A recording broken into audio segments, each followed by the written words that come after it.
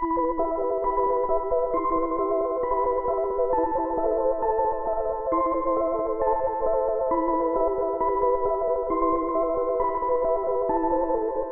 guys, welcome to my channel. I'm Casey, and today's video is on a case from 1987.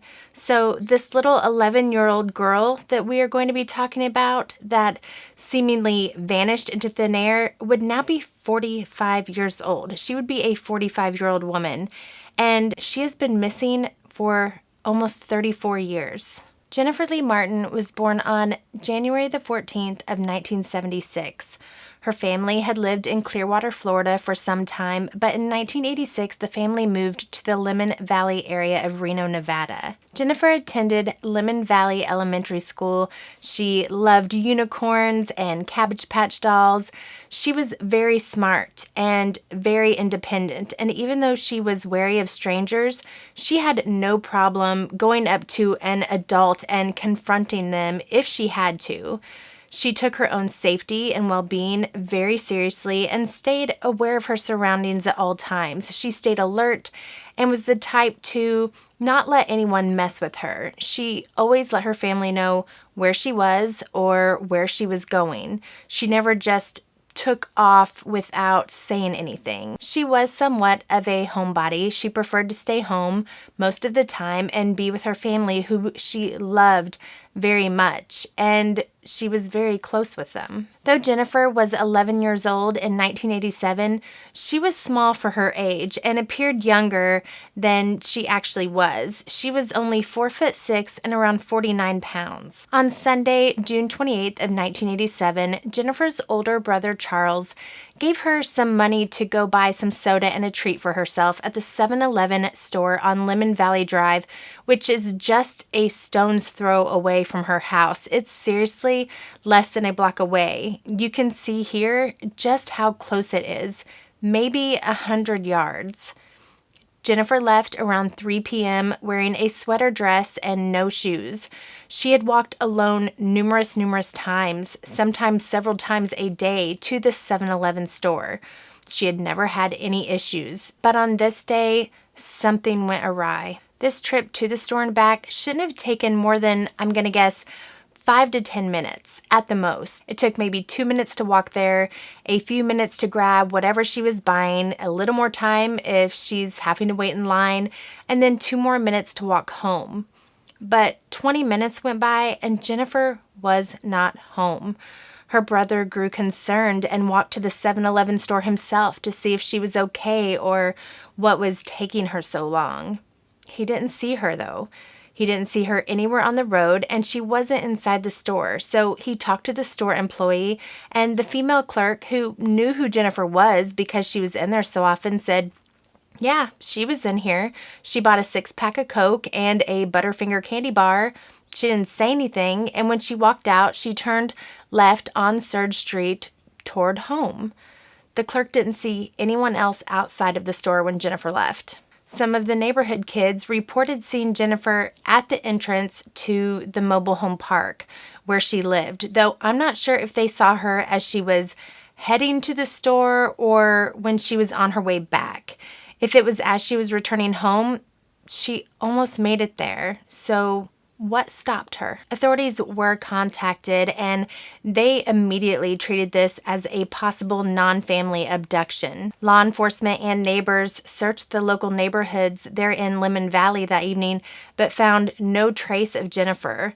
The following day on Monday, police did aerial searches and expanded their ground search. Again, nothing. The area around the home is surrounded by sagebrush-covered hills, not trees that would be good for hiding. So if she was there in the area, I think they would have found her or some sign of her. Surge Street, that runs past the gas station and leads to the mobile home park where Jennifer and her family lived, starts out as asphalt but turns into a dirt road, kind of a dirt and gravel mix. So I wonder if they were able to see her bare footprints in the dirt at all, leading towards home, or footprints leading to, drag marks in the dirt where maybe she had been pulled into a vehicle, because if she was being forced, she probably would have pulled back and been dragging her feet, but I couldn't find anything stating that they'd found anything of that sort. They questioned the 7-Eleven employee as well as the only other person who had been in the store at the same time as Jennifer. The other person was a customer, a man that was in there asking for directions, but they checked him out and he was cleared. With no evidence and no crime scene, they ended up having to classify her as a missing person instead of an abducted person. A white pickup truck had been seen in the area at the time, but they were able to confirm who it belonged to and that they were not involved. However, witnesses also recalled seeing a light-colored Toyota Corolla at the time Jennifer disappeared, and this vehicle nor the driver has ever been identified, so it is unclear whether or not this vehicle is connected to her disappearance. Reported sightings of Jennifer came in from 22 different states, but none of them led to finding her. Now, there was a girl in a shelter for runaways located in Arizona who reported seeing a girl resembling Jennifer there. Jennifer's parents, Wes and Betty Martin, of course, drove there to check, but the girl wasn't Jennifer. At the time of her disappearance, Jennifer was 4 feet, 6 inches tall and weighed 49 pounds. She has brown hair, blue eyes, and at age 11, she had freckles on her face and pierced ears. She has a birthmark on her right hip, white bumps on her back, a star-shaped scar on the inside of her right arm, and 2 small scars under her chin. She was last seen barefoot, wearing a grayish-purple sweater dress. Jennifer's parents say she would absolutely not have left and not come back intentionally. She had no history of running away. She was very happy at home. She loved her family, and she had a new little baby niece that she adored. She would not have left her parents and siblings, and she most certainly would not have entered the car of a stranger willingly. Her parents did everything they could. They distributed flyers, bumper stickers. They were able to get Jennifer's picture shown on Oprah. They even consulted psychics, but none of their efforts brought them any closer to finding out what happened to their daughter. They also started a petition to get Jennifer's story aired on the show Unsolved Mysteries, but the producers of the show weren't interested in doing it. They said the story wasn't mysterious enough.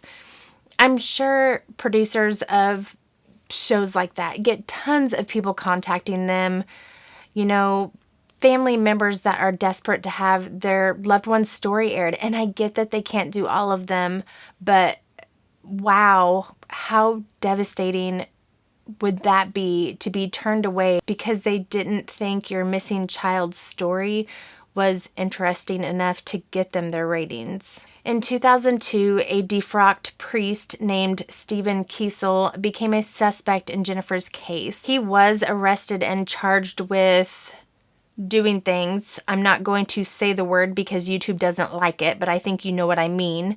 He did some disgusting, horrible things to 3 girls at the Santa Paula Catholic Church from 1968 to 1971, and in total has been accused of abusing 15 children, both male and female. Law enforcement searched this guy's property on 3 different occasions using cadaver-sniffing dogs, ground-penetrating sonar, and a backhoe. They were looking for evidence in Jennifer's disappearance, but also for anything regarding the disappearance of Amber Swartz Garcia, who disappeared from Pinole, California in 1988, and Anthony Franco, who disappeared from Lemon Valley in 1983. Side note, Anthony Franco disappeared while walking to school, the same elementary school Jennifer Martin would attend 4 years later, and he was known to stop at that same 7-Eleven Jennifer went to on his way to school. Possible connection? I believe so. Could be. That's quite a coincidence, but we don't know. The only item that was located on the ex-priest's property was a bag containing dirt and decomposed clothing. They didn't find any human remains. Now, this disgusting pile of human crap, Stephen, was released from prison in 2009 and now lives somewhere in California. He is listed as a registered sex offender, and I hope they're keeping an eye on this guy. Even if he had nothing to do with Jennifer's disappearance, he is still a really bad dude. No strong suspects have ever been identified in Jennifer's case, and it remains unsolved. If someone grabbed her, which in my opinion, I feel like that is most likely what happened, they did it really fast and got out of there. No witnesses have come forward saying they saw anything that day. So did a predator see her go inside the store and park around the side, lying in wait for her to come out? This was 1987, so I'm assuming the 7-Eleven did not have cameras outside. If they had, it could have maybe turned out differently, or at least there would likely be more to go on. Now, this is just a theory. I'm not claiming this to be fact in Jennifer's case. I myself just think it is a possibility. Jennifer could still be alive, possibly living with her abductor. I personally believe she could have Stockholm Syndrome wherever she is. I'm sure you've heard of it, but if not, I shall explain.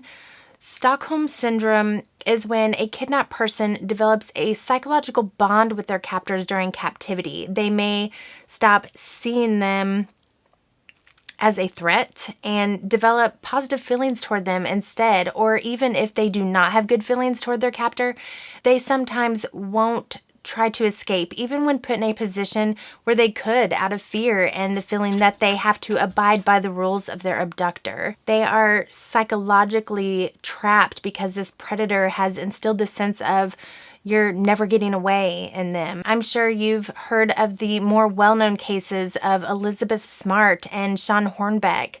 They were allowed out in public and never alerted anyone that they had been taken out of fear. Sean Hornbeck was even allowed to get on the internet. Thankfully, they were both rescued. I pray someday the same happens for Jennifer if she is being held somewhere. Her sister Colleen has kept the same home phone number the family had at the time all of these years, since that was the phone number Jennifer knew, in hopes she would be able to contact them someday. Sadly, Jennifer's father, Wes, passed away in 2004, never knowing what happened to his little girl. If you have any information on the disappearance of Jennifer Martin, please contact the Washoe County Sheriff's Office at 1-775-328-3001 or the National Center for Missing and Exploited Children at 1-800-843-5678 or 1-800-THE-LOST. Please share Jennifer's flyer. As always, the link for that is in the description box. And share this video if you think it will help. I really wish this story would have made it onto Unsolved Mysteries or Dateline or some other big TV show where it would have been seen by millions. I think that would have been super beneficial to her case. There are people out there that may think her family shouldn't have let her walk to the convenience store alone that day. But she was 11, so she wasn't a baby. The store was pretty much within sight of home, and this was 1987. There was more trust back then, I think. I personally don't fault the family. Like I said, she had walked to the store many times before and always made it back safely. Now, would I let my 11-year-old walk to the store? In 2021, no flippin' way. In 1987, yeah, I probably would have. I hope she's out there somewhere. She would be 45 years old now and may not realize her family is still waiting for her to come home. I appreciate you all being here so much. If you have a case suggestion for me, you can put them in the comments if you'd like, or shoot me an email. If the case you suggest has not already been widely covered and I can find enough information on it for a video, I will do my best to do it. I would suggest using the email option because sometimes I see comments pop up in my notifications, but when I go to them, they're gone, or they don't show up under the videos, so I can't reply to them. I'm not sure what's going on. If you're a content creator on here and you know the answer to why that happens, please let me know in the comments. My email is on the screen now, and it can also be found in the About section of this channel. Please be patient with me on returning emails. I work a regular full-time job. I also run a business from home. I help run a nonprofit, and I have a family, so I honestly only check my email about twice a week just being honest. But I do check it and I will get back with you. If you haven't already, please hit that subscribe button. I upload a new video every week on a lesser known missing person case that needs more exposure. I would also highly suggest checking out my entire missing playlist, as each case I cover is important. As always, I mean absolutely no harm in covering these stories. I'm simply trying to spread awareness. That's it for today. Thank you all again for being here, and I will see you next week.